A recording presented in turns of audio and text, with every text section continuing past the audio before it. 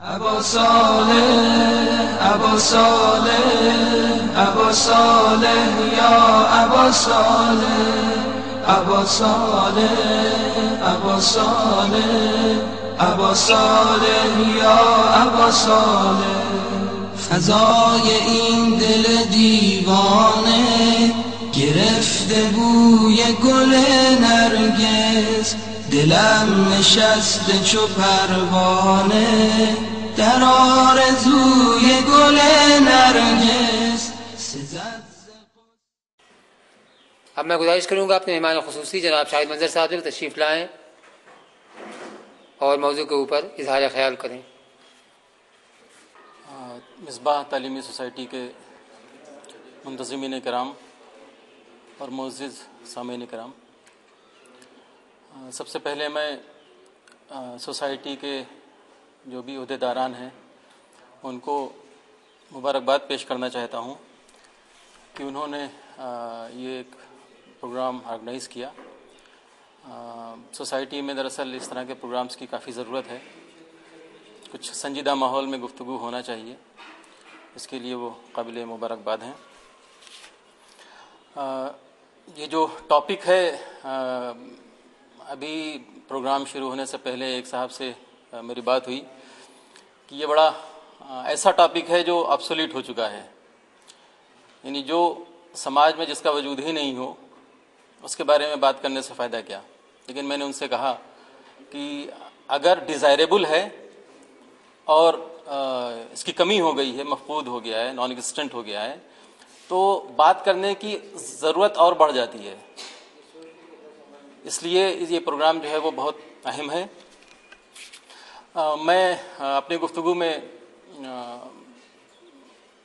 جو ٹاپک ہے دراصل انسانی اقدار اور ہمارا معاشرہ یہ ہے، لیکن جا بجا گفتگو ہوگی انسانی اقدار کے بجائے اسلامی اقدار کے اوپر.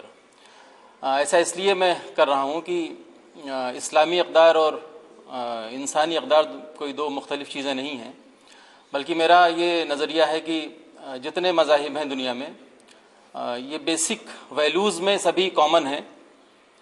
اصل میں پرابلم آتی ہے اس کے رائج ہونے کی، اس کی امپلیمنٹیشن اور ایگزیکیوشن کی. محترم باقر امام صاحب سے گفتگو ہوئی تھی تو انہوں نے بتایا کہ آپ اس بات کے اوپر تھوڑا زیادہ فوکس کیجیے گا کہ ان اقدار کو رائج کیسے کیا جائے.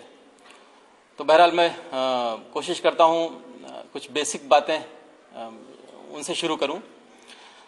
جیسا کہ ہم سے پہلے نائب صدر صاحب نے ایک سوال اٹھایا کہ یہ جو ٹاپک ہے اس کے کئی پارٹس ہیں، اگر کمپوننٹ میں اس کو انالائز کریں تو کئی پارٹس میں یہ ٹوٹ سکتا ہے. پہلا تو یہ ہے کہ انسان کیا ہوتا ہے، بہت لمبی گفتگو ہے.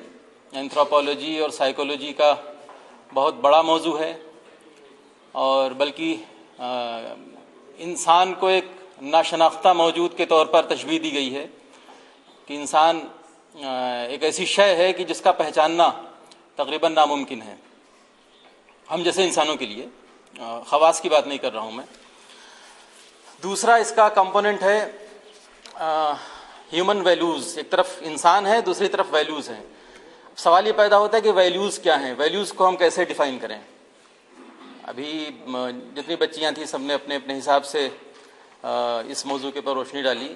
کافی مختصر وقت میں اچھی اچھی باتیں آئیں سامنے، اور میں سمجھتا ہوں کہ یہاں تعداد اتنی نہیں ہے سامعین کی، لیکن ان بچیوں نے ضرور اپنے ایلڈرز سے، اپنے گارجین سے کنسلٹ کر کے اپنا مقالہ یا اسپیچ تیار کی ہوگی.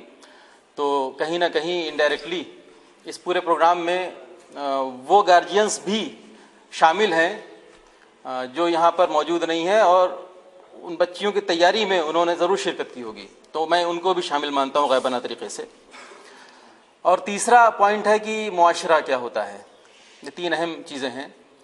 انسان کی جہاں تک بات ہے، میں حضرت علی علیہ السلام کے حوالے سے ایک اینیکڈوٹ ٹائپ کا ہے ایک واقعہ، وہ بتانا چاہتا ہوں کہ آپ نے فرمایا کہ دنیا میں تین طرح کے موجودات ہیں. ایک فرشتے ہیں جن کو اللہ نے عقل سے بنایا ہے، ان کو عقل ہی ہے. دوسرے حیوانات ہیں جن میں شہوات ہیں. ان میں صرف خواہشات ہی خواہشات ہیں. اور تیسرا وجود انسانوں کو دیا کہ جس میں خواہشات اور عقل دونوں کا کمبینیشن ہے. تو اگر کوئی انسان اپنی شہوات کے اوپر، اپنی ڈیزائرز کے اوپر، خواہشات کے اوپر قابو پا لے تو فرشتوں سے بلند مقام حاصل کرتا ہے، اور اگر کوئی قابو نہ پا سکے تو حیوانات سے ہی بدتر ہے. اس بیک گراؤنڈ میں ایک چیز اور میں بیسک چیز بتانا چاہ رہا ہوں کہ مذہب کا انسان کے معاشرے میں یا انسان کی زندگی میں کیا مقام کیا ہے، اور ہم جہاں انسانی اقدار کی بات کرتے ہیں وہاں ہم مذہب کا تذکرہ کیوں کرنا چاہتے ہیں. ابھی تمام جن لوگوں نے اپنی اسپیچ یہاں پریزنٹ کی، سبھی نے تقریباً کچھ کوٹس ہیں جو اسلام سے انہوں نے پیش کی. تو کیوں ایسا ہوتا ہے کہ بات گھوم پھر کے مذہب یا اسلام تک پہنچ جاتی ہے؟ اس سلسلے میں میں یہ گزارش کرنا چاہوں گا کہ مذہب کی مثال ایک تیز رفتار سواری کی مانند ہے. جیسے اگر آپ کوئی راستہ طے کر رہے ہوں تو آپ کے پاس تمام ذریعے ہیں راستہ طے کرنے کے. آپ پیدل بھی جا سکتے ہیں، آپ رکشے پر بھی جا سکتے ہیں، سائیکل سے بھی جا سکتے ہیں، موٹر سائیکل ہے آپ کے پاس، کار ہے، ٹرین ہے، ہوائی جہاز ہے. لیکن ان ساری سواریوں میں ایک ڈفرینس یہ ہے کہ جو سواری جتنی سست رفتار ہوتی ہے اگر حادثے کا شکار ہو جائے تو اتنا ہی کم نقصان ہوتا ہے، اور جب سواری کی رفتار زیادہ تیز ہوتی ہے تو ایکسیڈنٹ ہونے پر نقصان اتنا ہی زیادہ ہوتا ہے. دین کی بھی مثال ایسے ہی ہے کہ اگر یہ ایک ایسی تیز رفتار سواری ہے کہ یہ منزل تک اور مقام تک آپ کو بہت تیزی سے پہنچائے گا دین، لیکن اگر یہ غلط ہاتھ میں پڑ جائے، اگر غلط طریقے سے اس کی تشریح اور اس کی وضاحت اور اس کی تفسیر اور اس کو غلط طریقے سے رائج کیا جائے تو سماج کو نقصان بھی اتنا ہی زیادہ ہوتا ہے. یہی وجہ ہے کہ آج سے 100 سال پہلے یا انڈسٹریل ریولوشن یا یورپ میں جو ریناسا ہوا، اس میں مذہب کو لائف سے بالکل علیحدہ کر لیا اور ایک سیکولر سوسائٹی بنانے کی کوشش کی گئی. اس کی وجہ یہ تھی کہ اس سوسائٹی نے دین کا بہت زیادہ مس یوز کیا تھا. آپ سبھی کو جو تھوڑا سا یورپین ہسٹری سے واقف ہوں گے، سب کو معلوم ہوگا کس طرح سے گیلیلیو یا اس طرح کے جتنے تھنکرز تھے اور سائنٹسٹ تھے ان کو مذہبی رہنماؤں نے کس طرح سے پرسیکیوٹ کیا. اسی لیے مذہب کے نام پر اگر کوئی بات آئی اس زمانے میں تو اس کو بڑا نگیٹو اینگل سے دیکھا گیا اور مذہب کو اپنے زندگی سے نکالنے کی کوشش کی گئی. اس لیے ضروری یہ ہے کہ جو بھی بات کی جائے وہ صحیح پیرائے میں کی جائے، ورنہ اس کا نقصان بھی زیادہ ہونے کا اندیشہ ہے. اب میں ٹاپک پہ آنے سے پہلے سماج کے بارے میں بتانا چاہتا ہوں. معاشرہ، سوسائٹی، یہ ہوتی کیا چیز ہے، یہ اس کے کیا کمپوننٹس ہیں. تو سماج جو ہے وہ اس کے 2 کمپوننٹس ہوتے ہیں، ایک ٹینجیبل کمپوننٹ ہے اور ایک انٹینجیبل کمپوننٹ ہے. ٹینجیبل میں جو حسی چیزیں ہیں جو دیکھی جا سکتی ہیں، جو فزیکل کمپوننٹ ہے وہ اس دائرے میں آتا ہے. مثال کے طور پہ ایک فرد ہے، جب چند افراد جمع ہوتے ہیں ایک فیملی بنتی ہے، اس کے بعد ایک گروپ بنتا ہے، اور ایک فیملی کا جو ایک بڑا گروپ جو ہے وہ ایک معاشرے میں تبدیل ہو جاتا ہے. یہ ایسی چیز ہے جو دکھلائی دینے والی چیز ہے. یہ سب دیکھتے ہیں کہ افراد بھی ہوتے ہیں سوسائٹی میں، خاندان بھی ہے، اور تمام طرح کے انٹرسٹ گروپس بنتے ہیں. یہ ایک دیکھنے والی چیز ہے، یہ فزیکل اینٹیٹی ہے سوسائٹی کی.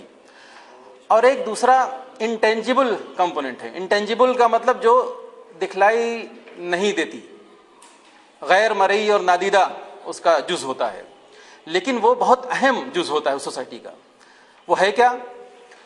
اس سوسائٹی میں کون سا ایجوکیشنل سسٹم فنکشن کر رہا ہے، کون سا پولیٹیکل سسٹم فنکشن کر رہا ہے، کون سا اکنامک سسٹم فنکشن کر رہا ہے، اس کی فیملی سسٹم کیسا ہے، اس کا عدالتی نظام کیسا ہے، نظام عدل کیسا ہے، جسٹس سسٹم کیسا ہے. ان ساری چیزوں کو ملا کر ایک معاشرہ بنتا ہے. یہ ساری چیزیں جو انٹینجیبل ہیں وہ جب ٹینجبل کے ساتھ ملتی ہیں تو ایک کریکٹر سوسائٹی کا فارم ہوتا ہے، اور ان ساری چیزوں کو ملا کر سوسائٹی فارم ہوتی ہے۔ اقدار کا تعلق دراصل انہی انٹینجبل کنسیپٹ سے ہے، اور اس کے بعد یہ سوال پیدا ہوتا ہے کہ اقدار کہتے کسے ہیں، جن کو انگلش میں ویلیوز کہا جاتا ہے۔ پہلے تو ہمیں یہ دیکھنا چاہیے کہ ڈیفینیشن کیا ہے، تعریف کیا ہے اقدار کی یا ویلیوز کی۔ اقدار دراصل اسے کہتے ہیں، ان صفات اور ان ضابطوں کو کہتے ہیں کہ جو کسی شے کی قیمت بڑھا دے۔ قدر کا مطلب، ویلیو کا مطلب قیمت ہوتی ہے۔ کسی شے کی قیمت، جو کنسپٹ، جو ضابطہ، جو صفت اس کی، جو ایٹریبیوٹس بڑھا دیں، اس کو اقدار کہتے ہیں۔ اب اس ڈیفینیشن کے تحت اگر آپ جائیں گے تو آپ کے سامنے ایک کسوٹی آ جائے گی کہ ہم کس کو اقدار مانیں اور کس کو اقدار نہ مانیں۔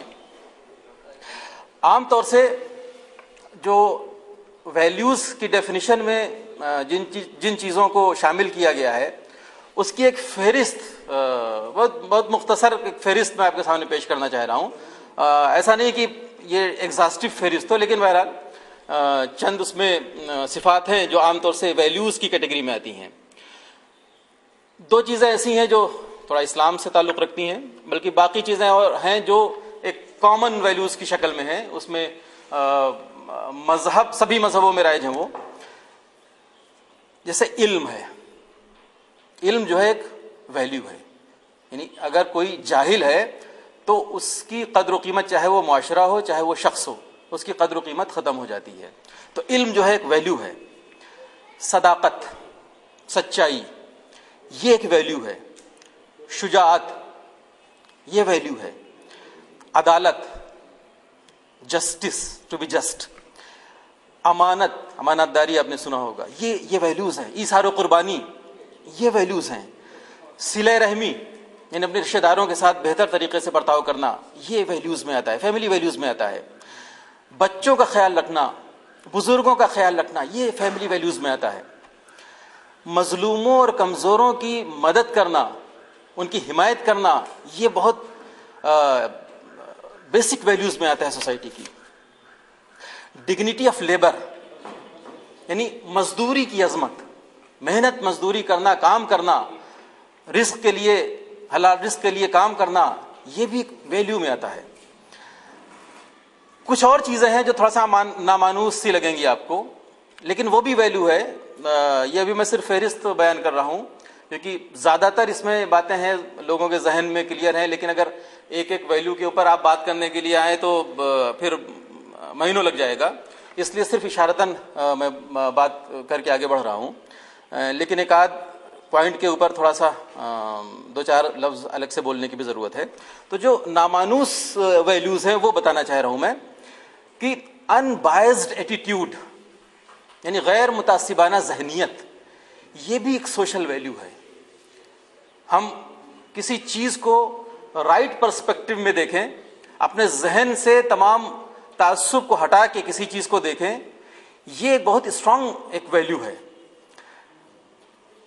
پیسفل کو ایگزسٹنس، یعنی سماج کے جو مختلف طبقات ہیں وہ ایک دوسرے کے ساتھ مل جل کر رہے ہیں، یہ بہت اسٹرانگ ویلیو ہے، یہ بہت ڈیزائریبل ہے۔ امن پسندی، یہ بھی ایک ویلیو ہے۔ شرم و حیا، یہ ایک ویلیو ہے، بہت امپورٹنٹ ویلیو ہے۔ عقل کا استعمال کرنا، انسان، ابھی کہا گیا نا کہ ایک مین از اے ریشنل اینیمل، تو یہ ریشنلزم جو ہے اٹ از اے ویلیو۔ اپنے عقل کا استعمال کرنا، اپنے ریزن کا استعمال کرنا، یہ بہت اہم ایک قدر ہے انسان کی۔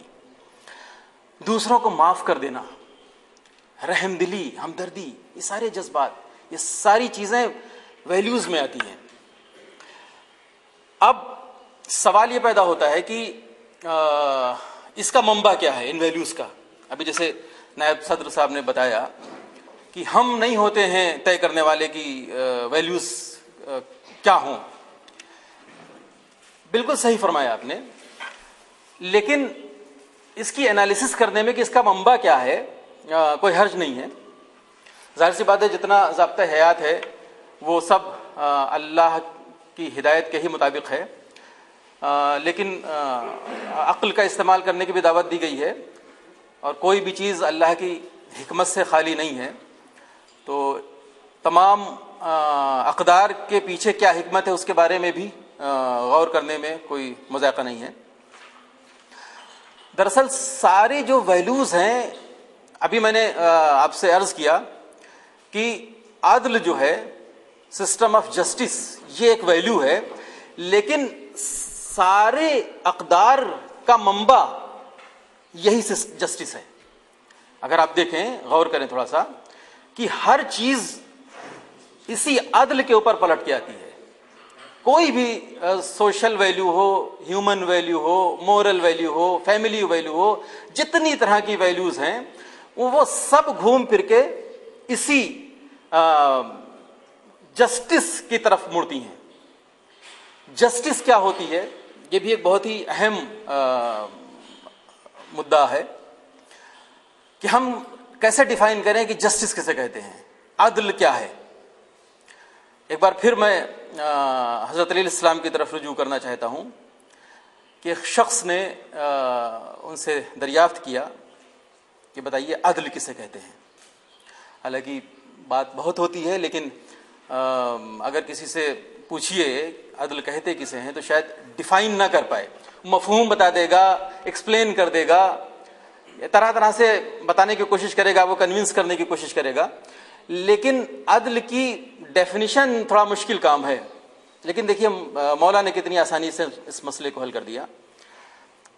آپ نے بیان کیا کہ وضع شے علی محلہ، یعنی کسی شے کا اپنے مقام پر، اپنے محل پر ہونا، یہ عدل ہے۔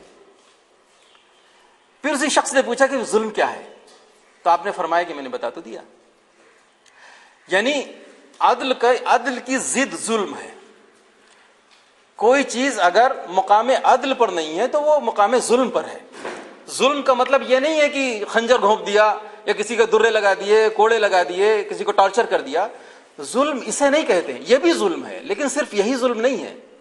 ظلم جو ہے وہ کسی شے کو اس کے جائز مقام سے ہٹا دینا بھی ظلم ہے۔ یہ بہت ہی واسٹ ڈیفینیشن ہے۔ اس کسوٹی کے اوپر اگر آپ پرکھیں تو آپ کو بہت لطف بھی آئے گا، بہت مزہ آئے گا۔ آپ شے جو ہے عربی زبان میں سمجھتا ہوں کہ اللہ کے علاوہ ہر چیز شے میں ہے۔ جتنی چیزیں ہیں، چاہے وہ ٹینجیبل ہو چاہے انٹینجیبل ہو، دیکھنے والی چیز ہو نہ دیکھنے والی چیز ہو، ہر چیز جو ہے وہ شے کی کیٹیگری میں آتی ہے۔ وہ شے کا مطلب جو چیز آپ کے ذہن میں آ سکتی ہے، جو بھی کریچر ہے اللہ کی، جو اللہ کی مخلوق ہے، وہ سب شے ہے۔ اب آپ مثال دوں میں کہ ٹوپی ہے، ٹوپی کا مقام کیا ہے؟ ٹوپی کا مقام سر ہے۔ اگر اس کو پیر کے اوپر رکھیں گے، ٹوپی کے اوپر ظلم ہے۔ دیکھیے کتنی آسانی سے مسئلہ حل ہو جاتا ہے۔ تو آپ اس کسوٹی کے اوپر اگر آپ پرکھیں تو آپ کو جتنے اقدار ہیں، جتنی ویلیوز ہیں، سب کا منبع سمجھ میں آ جائے گا اس کسوٹی کے اوپر پرکھنے کا۔ اور یہ اتنی اہم کسوٹی ہے کہ انبیاء کی بعثت کا مقصد یہی بیان کیا گیا ہے۔ بلکہ اس سلسلے میں کچھ آیتوں کا ترجمہ بھی نوٹ کر کے لایا ہوں کہ عدل کتنا امپورٹنٹ ہے۔ سورہ حدید میں آیت نمبر 25 ہے، اس میں اللہ نے فرمایا کہ بے شک ہم رسولوں کو واضح دلائل کے ساتھ ہم نے بھیجا ہے، ان کے ساتھ کتاب اور میزان کو نازل کیا تاکہ لوگ انصاف کے ساتھ قیام کریں۔ یہ صریح الفاظ میں نظام عدل کے قیام کے لیے انبیاء کی بعثت کا مقصد قرآن میں بیان کیا گیا ہے۔ اور بھی تمام آیتیں ہیں۔ ایک اور سورہ مائدہ کی آیت نمبر 8 وہ میں بیان کرنا چاہ رہا ہوں، اس کا ترجمہ کہ اے ایمان والو، خدا کے لیے قیام کرنے والے اور انصاف کے ساتھ گواہی دینے والے بنو۔ خبردار، یہ بہت اہم نکتہ ہے جو میں آپ کے سامنے پیش کرنا چاہتا ہوں، قرآن کا بہت اہم نکتہ ہے کہ خبردار کسی قوم کی دعوت تمہیں اس بات پر آمادہ نہ کر دے کہ انصاف کو ترک کر دو۔ یعنی جب مرحلہ عدل کا آئے گا تو آپ کو یہ بھی دیکھنا پڑے گا کہ آپ کا دوست دشمن سب ایک ہی میزان میں، ایک ہی ترازو میں کھڑا کرنا پڑے گا آپ کو. میزان بھی بہت اہم ایک نقطہ ہے. میزان کہتے کسے ہیں یہ ایک الگ ایشو ہے، لیکن جان لیجئے کہ میزان حق اور باطل کو پرکھنے کے لیے ایک آلہ ہے تولنے کا. قیامت میں بھی میزان کا تذکرہ آیا ہے، انبیاء کے ساتھ بھی میزان کا تذکرہ آیا ہے، لیکن ہر چیز کا میزان الگ الگ ہوتا ہے. میزان کا مطلب کسوٹی. اب جیسے وزن کو تولنے کے لیے میزان جو ہے وہ کلو گرام اور اس سے ہوتا ہے. سائنس کے جو اسٹوڈنٹ ہیں وہ سب جانتے ہیں لمبائی ناپنے کا میزان کچھ الگ ہوتا ہے. اسی طرح سے اعمال کا بھی میزان الگ ہے. تو یہ ایک اہم نقطہ ہے.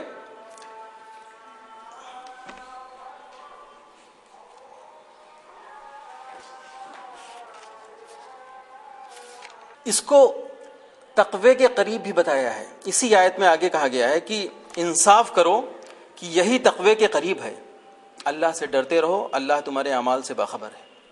مطلب یہ بالکل ایک، جب یہ ٹکڑا آئے کسی آیت میں تو سمجھ جائیے کہ یہ معاملہ جو ہے وہ بندے اور اللہ کے درمیان ہے. مطلب عدل کے معاملے میں آپ دنیا کو دھوکہ دے سکتے ہیں لیکن اللہ کو نہیں آپ کسی طرح سے فریب دے سکتے ہیں، بلکہ اللہ کو فریب دینے کی کوشش کرنا خود اپنے کو فریب دینے کے برابر ہے. یہ اہم ترین نقطہ تھا. ایک اور بہت امپورٹنٹ قدر کی طرف آپ کی توجہ میں لے جانا چاہتا ہوں کہ مظلوموں اور کمزوروں کی حمایت. آج کل سوسائٹی میں یہ چیز دیکھنے کو آ رہی ہے کہ مظلوموں کا ساتھ دینے والا کوئی نہیں ہے. تو ہم کو قدیم روایتوں میں ملتا ہے. قدیم روایت کا مطلب یہ ہے کہ قبیلہ بنی جرہم کا نام سنا ہوگا جنہوں نے اسلام کی تاریخ کا کچھ اسٹڈی کی ہوگی.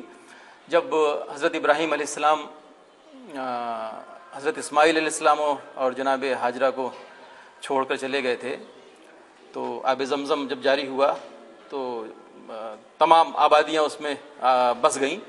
اس میں سب سے پہلے جو قبیلہ آیا تھا وہ قبیلہ بنی جرہم تھا اور اسی قبیلے کی خاتون سے حضرت اسماعیل علیہ السلام کی شادی ہوئی تھی. اس قبیلے میں بہت قدیم روایت ہے کہ کچھ لوگوں نے 3 افراد تھے جن کا نام تینوں فضل سے شروع ہوتا تھا اور ان تینوں نے مل کے ایک معاہدہ کیا جس کو حلف الفضول کہتے ہیں. فضول کا مطلب فضل کی جمع ہے کہ ہم مظلوموں کی حمایت کریں گے، اپنے قوم قبیلے رشتہ دار کی حمایت نہیں کریں گے، بلکہ جس کے اوپر ظلم کیا گیا ہو اس کی حمایت میں ہم کھڑے ہوں گے. اور اس کے لیے ایک معاہدہ ہوا. بعد میں اس معاہدے میں خود رسول خدا صلی اللہ علیہ وآلہ وسلم نے بھی شرکت کی تھی اور بعثت، یہ دور جوانی کی بات کر رہا ہوں، بلکہ ایک واقعہ بھی اس طرح کا ہوا تھا جب 20 سال کی عمر آپ کی تھی. اس وفد کے ساتھ آپ بھی گئے تھے مظلوم کو حق دلانے کے لیے. اور آپ کی زندگی کے تمام اس طرح کی مثالیں ہیں کہ مظلوموں کے حق کے لیے آپ نے کبھی کسی سے خوفزدہ نہیں ہوئے. بلکہ یہاں تک کہتے تھے کہ آج بھی، بعثت کے بعد کی ایک روایت ہے کہ آج بھی اگر مجھ کو اس معاہدے کے نام پر مدعو کیا جائے گا تو میں اس میں جانے کے لیے تیار ہوں. اتنی ویلیو دی انہوں نے. مطلب ایک تو یہ قدر قائم کی کہ مظلوموں کی حمایت کرنا کتنا امپورٹنٹ ہے، اور دوسرے حمایت کرنے کے لیے ایک طریقہ بھی بتایا کہ اگر آپ اجتماعی طریقے سے کوشش کرتے ہیں تو کامیابی ملنے کے چانسز زیادہ ہیں. اسی لیے وہ ایک معاہدے کے طور پر بہت سے لوگوں نے مل کر یہ کام کیا تھا. تو ہمارے لیے ایک لائحہ عمل بھی تیار کیا انہوں نے کہ اگر مظلوم کی حمایت کرنا ہے تو طریقہ کیا ہونا چاہیے. اب جو سب سے اہم چیز ہے، بلکہ یہ قدر کی طرف اور میں آپ کو لے جانا چاہ رہا ہوں، وقت کی اہمیت. یہ بھی تھوڑا سا آپ کو نامانوس لگے گا کہ یہ بھی کوئی قدر ہوتی ہے، لیکن سمجھنے کی ضرورت ہے. کیا وقت کی اہمیت کو ہم یہ مانیں کہ اس کو اہم ماننے والا صاحب فضیلت ہے یا اس کی اہمیت بڑھ جاتی ہے؟ اگر آپ اس کسوٹی کے اوپر پرکھیں گے اس کو تب آپ کو سمجھ میں آ جائے گا کہ وقت کی اہمیت بھی ایک قدر ہے، ایک اہم قدر ہے. وہ کیسے ہے؟ آپ دیکھیں گے کہ جتنی عبادتیں ہیں اسلام میں، اسپیشلی واجب عبادتیں، اس میں تو وقت کی پابندی کا بے انتہا خیال رکھا گیا ہے. چاہے نماز ہو، چاہے روزہ ہو، چاہے حج ہو یا اور بھی تمام مثالیں ہیں. آج بھی آپ جب صحیح وقت کی پابندی کا جب تذکرہ کرتے ہیں تو آپ کہتے ہیں کہ صاحب انگریز جو ہیں بڑا وقت کے پابند ہوتے ہیں. تو آخر آپ حوالہ دیتے ہیں کہ نہیں اس سوسائٹی میں اگر وقت کی پابندی نہ ہوتی تو آپ ان کو قدر کی نگاہ سے دیکھتے. تو آج ہمیں سوچنا چاہیے کہ ہم وقت کی اہمیت کو سمجھیں. اسپیشلی جو یہاں پر بچیاں موجود ہیں جو آگے چل کے ان کو اپنی لائف سدھارنا ہے سنوارنا ہے, ان کے لیے بہت ضروری ہے کہ وقت کو پہچانیں کہ ایک دن میں صرف 24 گھنٹے ہوتے ہیں اور ہر گھنٹے میں 60 منٹ سے زیادہ نہیں ہوتا, اور ہر منٹ میں 60 سیکنڈ ہی ہوتے ہیں, 61واں نہیں آئے گا. اور ہم لوگ ہیں تمام وقت ضائع کیے ہوئے ہیں. آج افسوس ہوتا ہے کہ کاش ہم نے ان اوقات میں جو ہم نے ضائع کر دیا ہے کچھ بہتر کام کیا ہوتا. اور عقل مندی کا تقاضا یہی ہے کہ دوسروں کے تجربوں سے کچھ سیکھا جائے, عبرت حاصل کی جائے, نہ کہ خود کوئی غلط کام کریں اس کے بعد پھر بعد میں پچھتائیں کہ کاش میں نے ایسا کیا ہوتا, ایسا نہ کیا ہوتا. تو وقت کی اہمیت سمجھنا سب سے زیادہ ضروری ہے. آخر میں جس کے لیے محترم برادر محترم جناب باقر امام صاحب نے مجھ سے خاص طور سے کہا تھا کہ ان اقدار کو رائج کرنے کے لیے بھی غور و فکر کرنے کی ضرورت ہے. دراصل سارے پروگرام کا جو فوکس ہے وہ اسی کے اوپر ہونا چاہیے, کیونکہ جتنی میں نے باتیں بتائیں یہ کوئی ایسی بات نہیں تھی کہ جو آپ کو معلوم نہ ہو, ساری چیزیں معلوم ہیں آپ کو. سوال یہ پیدا ہوتا ہے کہ ہم اس بات کا رونا روتے ہیں کہ سماج میں یہ سارے جو اقدار ہیں وہ کیوں فوت ہو گئے ہیں, کیوں ان کی کمی ہوتی جا رہی ہے.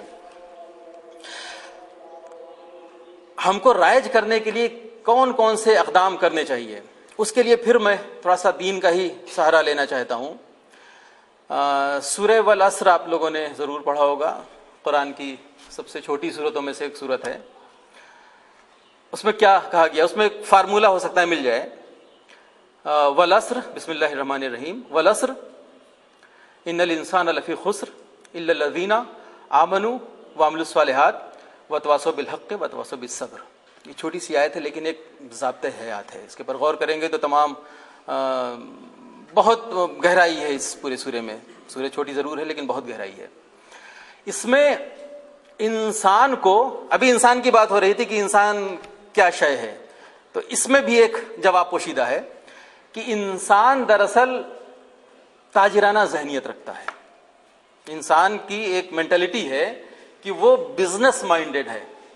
اگر بزنس مائنڈڈ, یہ سرٹیفکیٹ اللہ نے دیا ہے, اگر بزنس مائنڈڈ نہ ہوتا تو اللہ کبھی یہ نہ کہتا کہ انسان خسارے میں ہے. جہاں بزنس کی بات آتی ہے, بزنس کا جو بیسک ایلیمنٹ ہے وہ نفع اور نقصان ہے. اگر نفع اور نقصان والی بات انسان کے مینٹلٹی میں نہ ہوتی, اس کی سرشت میں نہ ہوتی, اس کی خلقت میں نہ ہوتی, تو اللہ کبھی خسارے کے حوالے سے انسان کو ایڈریس نہ کرتا. بلکہ قرآن میں اور بھی کئی مقامات پر خرید و فروخت والی بات آئی ہے. اس میں ایک سب سے مشہور جو ہے, تمام آپ لوگوں نے سنا ہوگا, شب معراج کا واقعہ آپ نے سنا ہوگا کہ جب حضرت علیہ السلام بستر رسول صلی اللہ علیہ وسلم پر سو گئے تو اس وقت کون سی آیت نازل ہوئی. وہ آیت ہے سورہ بقرہ آیت نمبر 207 ہے کہ لوگوں میں کچھ لوگ ایسے بھی ہیں جو اپنے نفس کے بدلے میں مرضی خدا خرید لیتے ہیں. یہ بہت مشہور آیت ہے. یہاں پر اگر کوئی چیز خریدی جا رہی ہے تو کوئی چیز بیچی جا رہی ہے, اور اس کا بدلہ کہیں نہ کہیں ہے. یعنی کوئی چیز ہم اگر اپنی ہم بیچتے ہیں تو اس کے عوض میں بھی تو کچھ ملتا ہے. یہاں پر کیا مل رہا ہے؟ مرضی خدا, مرضی معبود مل رہی ہے. تو یہ کل ملا کے میں یہ ایمفسائز کرنا چاہ رہا ہوں کہ انسان جو ہے وہ نفع, کسب نفع اور دفع ضرر کے لیے ہمیشہ کام کرتا ہے. اور تھوڑا سا سائنٹیفک ٹرم میں لیں, اکنامکس کے ٹرم میں لیں, تو ہر انسان کوئی کام کرنے سے پہلے اگر عقل رکھتا ہے, بیوقوفی کی بات کرنے والوں کی بات نہیں کر رہا ہوں میں, کہ ہر عمل سے پہلے کاسٹ بینیفٹ انالیسس ضرور کرتا ہے کہ ہمیں کیا انویسٹمنٹ کرنا ہے, اس سے ہمیں کیا رزلٹ کیا نکلے گا, کتنا کاسٹ کیا ہے اس ایکشن کی اور اس کا بینیفٹ ہمیں کیا ہے. تو اب ان اقدار کو رائج کرنے میں کیا نتیجہ نکلتا ہے؟ نتیجہ یہ نکلتا ہے کہ دین میں جو دین کا جو کنسپٹ ہے وہ 3 چیزوں کی بنیاد پر ہے، بلکہ میں کہوں کہ دین کی ضرورت اگر انسان کو محسوس ہوتی ہے وہ 3 بنیاد پر محسوس ہوتی ہے۔ پہلا تو یہ ہے کہ ہر عاقل انسان یہ سوچنے پر مجبور ہے کہ ہم کہاں سے آئے ہیں، ہمارا وجود کہاں سے ہے۔ دوسرا سوال اس کے ذہن میں آتا ہے کہ ہمیں جانا کہاں ہے، ہمارا اختتام کہاں پر ہے۔ اور تیسرا یہ ہے کہ ہم ان دونوں ایکسٹریمز کے درمیان، یہ آپ کی ابتدا اور انتہا، ان دونوں کے درمیان جو زندگی ہم کو حاصل ہوئی ہے اسے ہم کس طرح سے گزاریں۔ اور ان تینوں کا جواب 3 اصول میں ملتا ہے۔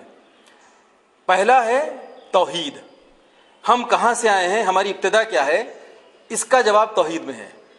ہماری انتہا کیا ہے، اس کا جواب معاد میں ہے، دا ڈے آف ججمنٹ، قیامت جسے کہتے ہیں۔ اور ہمیں زندگی کیسے گزارنی ہے، اس کا جواب نبوت میں ہے۔ باقی جو 2 اصول دین اور پڑھائے جاتے ہیں، عدل اور امامت، عدل بھی دراصل توحید کا ہی ایک حصہ ہے، اس کی ایک الگ اہمیت ہے، اس لیے الگ سے اسٹڈی کی جاتی ہے۔ اسی طرح سے امامت بھی نبوت کا ایکسٹینشن ہے، لیکن اس کی ایک اہمیت ہے، کافی زیادہ ہے، اور اس کے اوپر کافی لوگوں نے سوالیہ نشان اٹھائے ہیں، اس لیے امامت جو ہے وہ بھی اصل دین میں شامل ہے۔ اور ایک اور پہلو سے اگر آپ دیکھیں تو دین جو ہے وہ ایک ٹرائنگل کی شکل میں ہم کو دکھائی دیتا ہے۔ ایک کونے کے اوپر ہے اصول دین، دوسرے کارنر کے اوپر ہے فروع دین، کہہ لیجئے اسلامک جورسپروڈنس، یہ احکامات فقہ، یہ دوسرے کارنر کے اوپر ہے۔ اور تیسرا کارنر ہے اخلاقیات، بلکہ یوں کہہ لیجئے کہ اسی 3rd پارٹ کے لیے جو دین کا جو تیسرا جز ہے اسی کے اوپر ڈسکشن کے لیے ہم لوگ یہاں اکٹھا ہوئے ہیں، اخلاقیات کے اوپر ہی اکٹھا ہوئے ہیں۔ تو یہ تینوں چیزیں اخلاقیات کو یا اقدار کو لاگو کرنے میں توحید، نبوت اور قیامت یہی مددگار ہیں۔ کیوں؟ اس لیے کہ جب انسان دیکھتا ہے کہ ہمارا نفع اور نقصان کس میں ہے، پہلے تو یہ انالیسس کرنے کی ضرورت ہے کہ کس قدر کو عمل کرنے کے پر، کس قدر کے اوپر عمل کرنے پر ہمارا کیا فائدہ ہے اور عمل نہ کرنے پر ہمیں کیا نقصان ہے۔ اگر ہمارا عقیدہ توحید کے اوپر اور معاد کے اوپر یعنی قیامت کے اوپر راسخ ہو جائیں تو معاشرے میں اچھائیاں پھیلانے میں دیر نہیں لگتی۔ آج جتنی برائیاں سماج میں آپ دیکھ رہے ہیں وہ دراصل توحید اور قیامت کے اوپر عقیدہ ہمارا بہتر نہیں ہے، اسی وجہ سے ہم یہ ساری برائیاں دیکھ رہے ہیں۔ اس لیے ہمیں یہ ایمفسائز کرنے کی ضرورت ہے کہ اچھائی کو ایڈاپٹ نہ کرنے پر کیا نقصانات ہیں اور اس کو عمل کرنے پر کیا فائدے ہیں۔ تو جب تک کہ ہمیں اصول دین کے اوپر اچھی طرح سے اپنے عقیدے کو راسخ ہم جب تک نہیں کریں گے تب تک ان اقدار کا رائج ہونا تھوڑا مشکل کام ہے۔ دوسرا پہلو یہ ہے کہ ان اقدار کو رائج کرنے والے جو لوگ ہیں وہ بھی اسی سورے سے اس میں اشارہ کیا گیا ہے کہ ایمان والے ایسے ہیں کہ جو صبر اور حق کی تلقین کرتے ہیں، وصیت کرتے ہیں۔ تو یہاں پر صبر بہت ضروری ہے۔ کوئی بھی اچھا کام ایسا نہیں ہے کہ ہم نے حکم چلا دیا اور سارے لوگ اچھا کام کرنے لگے، بلکہ یہ بہت ہی صبر آزما ایک کوشش ہے، بہت صبر کی ضرورت ہے، اور اس کا نتیجہ جو ہے وہ سڈنلی آپ کو نہیں ملے گا، دھیرے دھیرے ملے گا، اور یہ ایک کنسسٹنٹ ایفرٹ کی ضرورت ہے۔ اور سب سے جو پریکٹیکل ایسپیکٹ ہے کہ ان اقدار کو رائج کرنے کا سب سے اچھا طریقہ، بلکہ کسی بھی اچھائی کو رائج کرنے کا سب سے اچھا طریقہ یہ ہے کہ ہم خود اس کے اوپر عمل پیرا ہوں۔ اس سے پہلے کہ ہم کسی دوسرے کو نصیحت کریں، ہم خود اس کے اوپر عمل کر کے دکھلائیں۔ وہ نیک اعمال سوسائٹی میں، معاشرے میں آسانی سے رائج ہو جاتے ہیں۔ آج ہماری سب سے بڑا جو ڈیلیما ہے وہ یہی ہے کہ ہم باتیں لمبی کرتے ہیں لیکن جب عمل کا مقام آتا ہے تو ہم پیچھے ہٹ جاتے ہیں، اسی لیے ایگزامپلس نہیں ہم کریٹ کر پاتے سوسائٹی میں۔ آخر میں جب ساری پازیٹیوٹیز کی بات ہو رہی ہے تو کچھ نگیٹو پوائنٹس بھی ڈسکس کرنا ضروری ہے، کیونکہ کسی بھی شے کی پہچان یا اس کی اہمیت اس کی ضد سے ہوتی ہے۔ ضد کیا ہے؟ یہ جتنی میں نے اقدار آپ کو بتائی ہیں وہ سب پازیٹیو ویلیوز ہیں، لیکن آج چونکہ پازیٹیو ویلیوز بہت کم ہو گئی ہیں، اس لیے جب تک نگیٹو ویلیوز کا تذکرہ نہ کیا جائے کہ کون سی ایسی نگیٹو ویلیوز ہیں جنہیں ہمیں روک تھام کی جن کی ضرورت ہے۔ ہمارے پاس ایک روایت ہے کہ رسول خدا صلی اللہ علیہ وسلم نے فرمایا کہ ایک زمانہ ایسا آئے گا، آپ لوگ صلوات پڑھیے،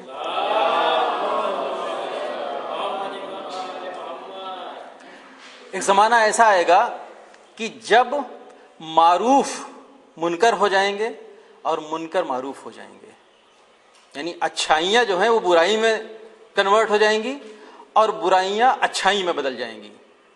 اور اس سے بھی ایک برا زمانہ بتایا کہ لوگ معروف سے روکیں گے اور منکر کرنے کا حکم دیں گے، یعنی امر بالمعروف اور نہی عن المنکر جو ہے وہ بالکل اپ سائڈ ڈاؤن ہو جائے گا، بالکل الٹا ہو جائے گا۔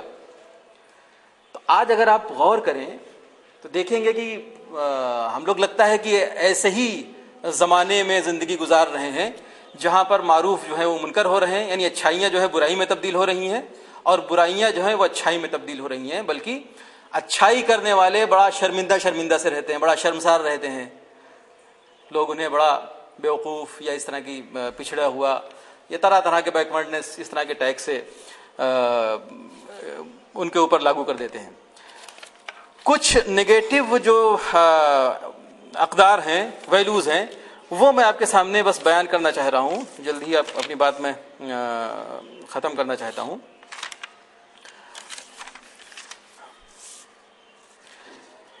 نگیٹو ویلیوز کیا ہیں؟ جیسے صداقت پازیٹیو ویلیو ہے، اسی طرح سے جھوٹ یہ نگیٹو ویلیو ہے، غیبت ایکسپلین کرنے کی ضرورت نہیں ہے، ہم سب اسی ملوث رہتے ہیں، ریاکاری، تکبر، غرور، رعونت، یہ سارے سینونیمس ورڈز ہیں، ہرس اور لالچ، یہ سب نگیٹو ویلیوز ہیں۔ تھوڑا سا 1 منٹ توقف کرتا ہوں۔ وقت کی ناقدری، جیسے وقت کی پابندی اگر ایک ویلیو ہے تو ناقدری جو ہے وہ ایک نگیٹو ویلیو ہے۔ حسد، سب جانتے ہیں، جیلسی، حسد۔ بخل، جیسے سخاوت ہے یہ ایک اچھی قدر ہے، اسی طرح سے بخل جو ہے وہ ایک منفی قدر ہے۔ تساہلی کا مطلب کسی کے کوئی کام کرنے میں سستی کرنا، یہ بھی ایک نیگیٹو ویلیو ہے۔ جیسے حکم دیا گیا ہے کہ نیک کام کرنے میں جلدی کرو، اور اگر ہم نیک کام کرنے میں دیری کرتے ہیں تو ایک نیگیٹو ویلیو ہوئی ہے۔ بزدلی، بے حیائی، جسے صلہ رحمی کہا، قطع رحمی اس کے اپوزٹ ہے، ضد ہے اس کی، قطع رحمی۔ بے رحمی، بندے کے اوپر رحم نہ کرنا۔ یہ کبھی حدیث قدسی میں ایک ذکر آیا ہے کہ اگر کوئی بندہ سجدہ ایسا کرے، بہت عبادت گزار ہو، اور سجدہ اس طرح سے کرے کہ اس کی گردن زخمی ہو جائے، یہ جو آپ کے گردن کی ریڑھ کی ہڈیاں ہیں نا، مطلب اتنا طولانی اور اتنا لمبا سجدہ کرے کہ اس کی گردن شکستہ ہو جائے، اور اس کے باوجود اگر وہ میرے بندوں پر رحم نہیں کرتا تو میں اس کی مغفرت نہیں کروں گا۔ یہ رحم دلی کا اتنا اہم عنصر ہے اسلامی اقدار میں۔ ایک اور ہے بدگمانی۔ ابھی کسی نے تذکرہ کیا تھا کہ لوگ جو ہیں وہ عمارتیں کھڑی کر دیتے ہیں اور کیسے پیسہ آتا ہے یہ نہیں دیکھتے۔ دراصل یہ بھی بدگمانی کا ہی ایک ریفلیکشن ہے۔ ہم اگر کسی کا اچھا مکان دیکھتے ہیں تو ہم یہ کیوں بدگمان ہو جاتے ہیں کہ اس کا پیسہ غلط ہی ہوگا؟ سوچنے کی ضرورت ہے۔ ہمارے پاس کیا ثبوت ہے کہ وہ غلط پیسے سے بنایا گیا ہے؟ اس لیے اس کے اوپر کنٹرول رکھنے کی ضرورت ہے۔ خود روایتوں میں ہے کہ بہت سی بدگمانیاں بہت مطلب مذمت کی گئی ہے بدگمانیوں کی، کل ملا کے کہہ لیجئے۔ ان ساری چیزوں سے لڑنے کی اور ان کے پر کنٹرول کرنے کی ضرورت ہے جو نیگیٹو ویلیوز ہیں۔ آخر میں دو نگیٹو ویلیوز کے اوپر میں بات کر کے اپنی بات ختم کرنا چاہتا ہوں. ایک جو سب سے خرابی آئی ہے ماڈرن سوسائٹی میں، آج کی سوسائٹی میں، وہ ہے آبسینٹی، فحشا. یہ بہت ہی چیلنجنگ ٹاسک ہے سماج کو اس سے لڑنے کا. آج اتنی سہولیات فراہم ہو گئی ہیں کہ اچھا اس کی اہمیت کیا ہے، اس کی اہمیت کیا ہے، نگیٹو ویلیوز کے اوپر بات کرنے کی اہمیت کیا ہے. آپ سورہ شمس کی تلاوت اگر آپ کریں تو 11 قسمیں کھانے کے بعد اللہ نے کیا فرمایا ہے؟ قد افلح من زکاہا. 11 قسمیں کھانے کے بعد اللہ نے کہا، اللہ نے فرمایا قرآن میں سورہ شمس میں کہ قد افلح من زکاہا، یعنی وہ کامیاب ہو گیا جس نے اپنے نفس کا تزکیہ کیا، جس نے اپنے نفس کو پاک کیا. تو اگر ہم ان نگیٹو ویلیوز سے نبرد آزما نہیں ہو سکتے، ان سے اپنے نفس کو پاک نہیں کر سکتے، تو سمجھیے کہ فلاح جو ہے وہ بہت مشکل مرحلہ ہے. آپ دیکھ لیجئے کہ کلمہ لا الہ الا اللہ یہ انقلابی ترین جملہ ہے. لا الہ یعنی پہلے اپنے قلب کو غیر اللہ سے پاک کر لو، تب اللہ کہنے کے لائق ہوگے. یعنی تزکیہ نفس اتنا اہم ہے کہ کلمہ لا الہ الا اللہ کا پہلا جز ہے. اس لیے نگیٹو ویلیوز کے اوپر بات کرنا بہت ضروری ہے، کیونکہ ہم اسے جانیں گے نہیں تو ہم اس سے لڑ نہیں پائیں گے. تو پہلا جو ہے وہ آبسینٹی کے اوپر بات کرنا چاہ رہا تھا کہ آج پوری کی پوری جنریشن جو ہے وہ فحشا میں مبتلا ہے، اور اتنا زیادہ اویلیبلٹی ہے اس کی کہ ہر آدمی جو ہے اس کی طرف اٹریکٹ ہو جاتا ہے. مطلب نوجوان طبقے کو چھوڑیے، جو ایلڈرلی ہیں، جو مڈل ایج کے ہیں، وہ بھی اس میں مبتلا ہو رہے ہیں. اس سے یہ نہ سمجھیے کہ اگر میں دن بھر فحشا میں گزاروں گا تو رات میں اللہ کی قربت حاصل کر لوں گا، یا رات میں اگر میں ان برائیوں میں مبتلا رہوں گا تو اگلے دن میں بڑا روحانی طور پہ بڑا مجھے کوئی بلندی حاصل ہو جائے گی. ایسا نہیں ہے، ہمیں فحشا سے لڑنے کی ضرورت ہے.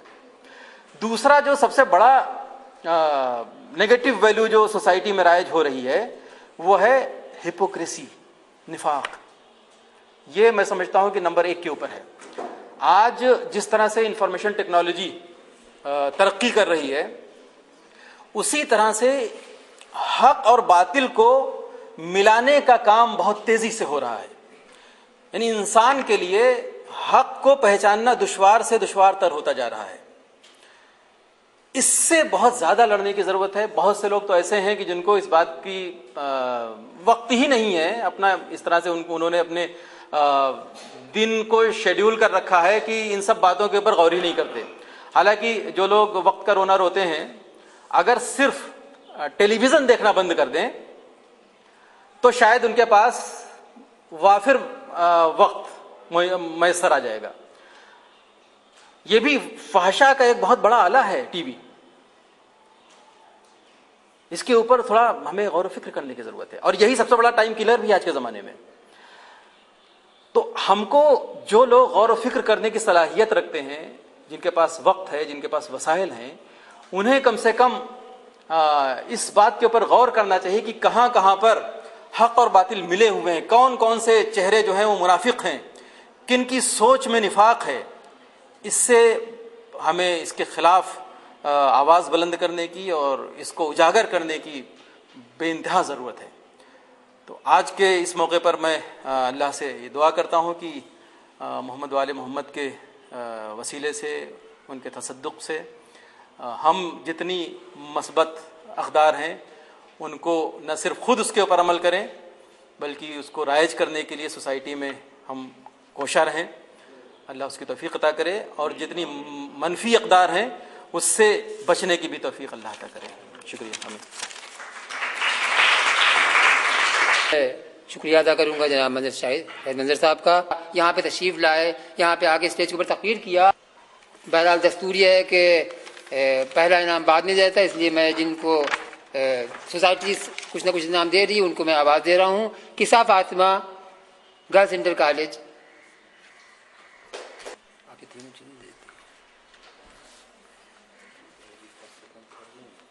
ابھی نہیں. شمامہ رضوی، تطہیر فاطمہ، قیصر، فردوس بانو،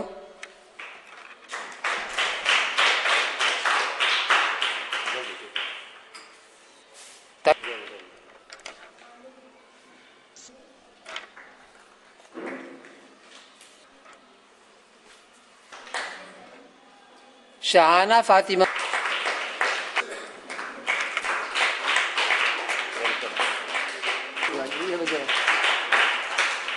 جناب جاوید صاحب سے کہ جو اپنے بچوں کو لیڈی فاطمہ محترم کی طرف سے آپ کے اسکول کے طالب علم محمد قاسم رضیدی کو اسپیشل پرائز دیا جا رہا ہے.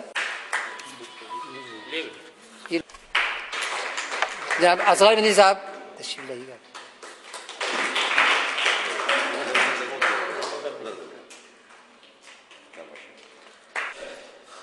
فضیلت فاطمہ، ان کو سوسائٹی کی طرف سے 3rd پرائز دیا جا رہا ہے.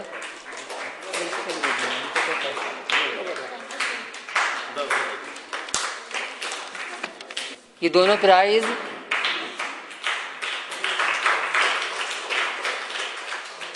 سیکنڈ اور 3rd پرائز قلب عابد نور سوسائٹی کے بچوں کو دیا گیا ہے. ان کا کہ انہوں نے اپنے بچوں کو تیاری کرائی، متوجہ کیا اس موضوع کی طرف، اور آئے بہت کانفیڈنس سے بولے اور انعام کے حقدار پائے. اس کے علاوہ میں گزارش کروں گا اپنے مہمان جناب شاہد منظر صاحب تشریف لائیں، اور پہلے انعام کے لیے میں شفا فیروز بہرحال